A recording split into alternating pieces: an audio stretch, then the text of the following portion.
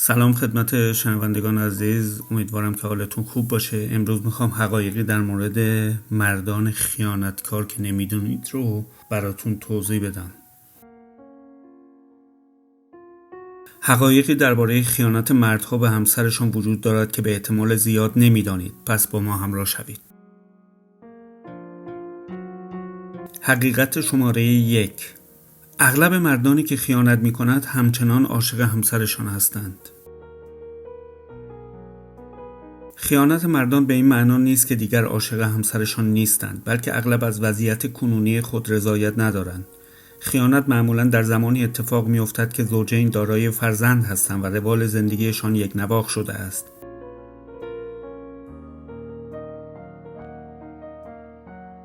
با وجود آنکه از بسیاری جهات تأمینند، عواطف آنچنان که باید مورد توجه قرار نمی‌گیرد و زن و مرد رضایت کافی از یکدیگر ندارند.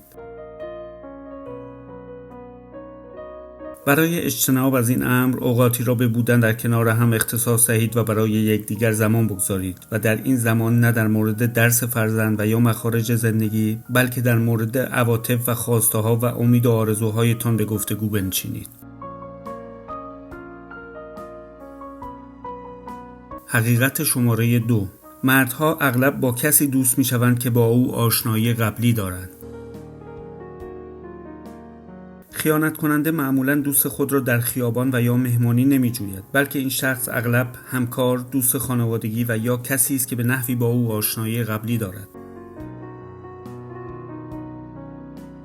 بسیاری از زنان تصور می‌کنند همه زنانی که با مردان متأهل دوستی می‌کنند زنان بوالهوس و هرزه هستند، در حالی که اکثر این روابط در ابتدا تنها یک دوستی و معاشرت ساده بوده است و اغلب خیانت‌ها در محیط کار اتفاق می‌افتد. برای پیشگیری از این امر مطمئن شوید که همسرتان با شما رابطه نزدیکتر و صمیمانه‌تری نسبت به همکارش دارد. زوجین اغلب به محل کار می‌روند، به فرزندان خود رسیدگی می‌کنند و شب‌ها به طور مجزا به کارهای شخصی خود می‌پردازند. باید سعی کنید در یک زمان مشترک به تخت خواب رفته و دقایق یکدیگر را در آغوش بگیرید. حقیقت شماره 3: مردان برای نجات ازدواجشان به خیانت روی می‌آورند. مردها عاشق همسر خود هستند، اما نمی‌دانند چگونه مشکلات رابطه ایشان را برطرف کنند. بنابراین برای پر کردن هر گونه خلا به بیرون از ازدواجشان پناه می‌آورند. آنها به جای مقابله و حل مشکل اصلی از آن تفره می‌روند و با خود می‌اندیشند که با پر کردن کمبودهای عاطفیشان با زنی دیگر می‌توانند به خوبی و خوشی به زندگی با همسرشان ادامه دهند. حقیقت شماره 4: مردان بعد از خیانت از خود متنفر می‌شوند. شاید با خود فکر کنید افراد خیانتکار مردانی بی اخلاق و بی وجدان هستند، در صورتی که مردها بعد از خیانت به کسی که مدعی دوست داشتنش هستند از رفتارشان پشیمان شده و احساس بسیار بدی نسبت به خود پیدا می‌کنند و مردانگیشان زیر سوال می‌رود. حقیقت شماره 5: مردان در هنگام خیانت رابطه گرمتری با همسرشان دارند. مردی که خیانت می‌کند معمولاً به لحاظ جنسی فعالتر شده و در رابطه جنسی همچنان با همسر خود احساس راحت‌تری دارد. پس اگر تغییر ناگهانی در رفتار جنسی همسرتان حس کردید، آن را یک چراغ خطر در نظر بگیرید. حقیقت شماره 6: زنان نیز به اندازه مردان خیانت می‌کنند و خیانت‌هایشان بسیار جدی و خطرناکتر است. تحقیقات نشان می‌دهد که خیانت در مردها و زنان تقریباً به یک میزان است. برخی از زنان به خاطر پر کردن کمبودهای عاطفی خود به خیانت روی می‌آورند و شاید این خیانت بدون برقراری هر گونه رابطه جنسی باشد که خود بدترین نوع خیانت است. کسی که به لحاظ عاطفی وابسته به شخص دیگری می‌شود، معمولاً نسبت به زندگی زناشویی و همسر خود دلسرد می‌شود، در حالی که رابطه صرفاً جنسی وابستگی کمتری در پی داشته و آسیب کمتری را ایجاد می‌کند.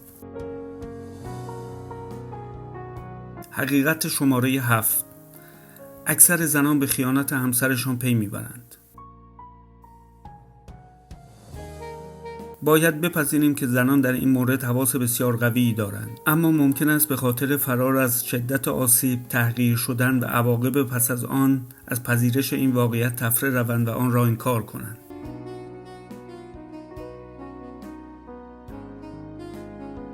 حقیقت شماره 8: اگر همسرتان در میان رابطه است، نمیتوانید کاری از پیش ببرید. ممکن است به شما قول دهد که این رابطه را به پایان میرساند، اما موضوع به آن سادگی که فکر میکنید نیست. هیجانات و مسائل یک رابطه جدید چیزی نیست که بتوانید به راحتی به آن خاتمه دهید.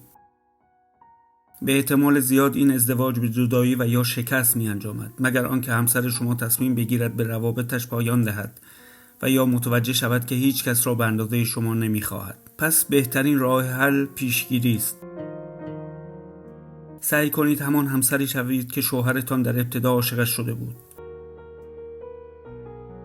زنان معمولا پس از ازدواج از دوستی مهربان و عاشق به زنانی غرغرو و بی‌حوصله تبدیل می شوند و این امر مردها را خسته و دلسرد می کند. بهتر است مثلا به جای آن که سر همسرتان داد بکشید که چرا حوله خیس را روی زمین می اندازد، از او تعریف کنید و یا با رفتار جنسی غیرمنتظره او را غافلگیر و خوشنود کنید. حقیقت شماره 9: خیانت در بسیاری مواقع ازدواج را محکم‌تر می کند. با وجود آنکه یک رابطه جدید هیجان انگیز است، گاهی خیانت موجب می شود که مردها قدر همسرشان را بیشتر بدانند. آنها متوجه می شوند کسی که می خواهند بقیه عمرشان را با او سپری کنند بدون شک همسرشان است و رابطه‌ای که در آن قرار دارند آنچنان که فکر می کردند ایدئال نیست. با این وجود پیش از آن که دوباره به همسر خیانتکار خود فرصت بدهید خوب فکر کنید. خیانت‌ها نشان می‌دهد که یک شخص تا چه اندازه اراده و کنترل روی خود دارد و این احتمال را بدهید که این داستان دوباره تکرار خواهد شد. حقیقت شماره 10: حتی بعد از برطرف شدن خیانت، همسرتان ممکن است دوباره فیلش یاد هندوستان کند. شاید او همچنان عاشق همسرش باشد و بخواهد ازدواجش را نجات دهد، اما متاسفانه باید بگوییم او خیانت کردن را از یاد نمیبرد. ممکن است گاهی دلتنگ خوشگذرانی و بی‌مسئولیتی و رابطه جنسی نامشروع شود. حقیقت شماره 11: یک مرد می‌داند که با خیانت به همسرش بنیان خانواده را سوس می‌کند و عزت خود را زیر سوال می‌برد. مرد احتمالاً متوجه تأثیرات منفی رفتار خود بر همسر، خانواده و حتی خودش می شود، اما همچنان به خیانتش ادامه می دهد. علت چیست؟ تمام اینها به ادراک خیانتگر باز می گردد. اگر او احساس مطرود شدن کند، نیاز شخصی او به خواستنی بودن و ارزشمند بودن او را به خیانت سوق می دهد. حقیقت شماره 12: کسی که همسرش به او خیانت می کند را نباید مقصر دانست. باید بپذیرید اگر همسر شما بی‌وفاست، شما چندان تقصیری ندارید. خیانت یک مرد انتخاب آگاهانه اوست. در آغوش زنی دیگر رفتن به دلیل داشته‌های آن زن نیست، بلکه به خاطر ضعف و کمبودهای مرد است.